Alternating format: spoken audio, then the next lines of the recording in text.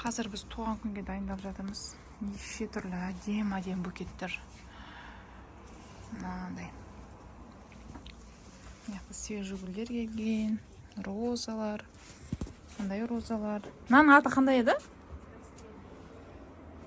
Хризантема. Байлық шақыратын, короче. Мынаның аты ше? Мужское счастье, женский счастье дегендер. Бағу өте қиын екен. Білмеймін, солдатып алдым, қуратып алдым, короче. Түбін қопардым. Үйдің горшоктары. Алояны қалай баптайды? Білмейсіз ба?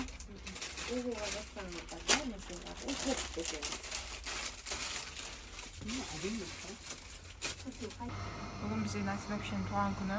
Соған осындай хит торт дайындап жатырмыз. Коронаны алады. Оны үфіреді кетсімен. Джипнің бізде үш этаж үйде тұрғызатын азаматша болсын, біреу әкім болсын, біреу директор болсын. Ең болмады ой дегені кәсіпкер болсын.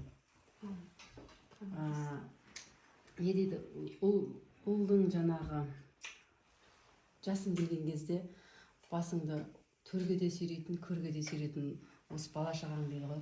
Соның төрге сүйрегені осы шығар. Молодец. Әлі мектеп оқушысы болса да екеуі бір артынан тағып отыр. Риза болдым. Қашанда өстіп жарқырап, жайнап, күліп, ағамен бір жастықта тереңінен қартайып жүре беріңіз. Достарыңыздың алды болыңыз. Үнеммен сіз жақсы көремін. Ашық жарқын, қандай отырысқа барсаңыз да әйтеуір отырыстың сәнін келтіріп жүресіз. Сізге өмірдегі бар жақсылықты тілеймін.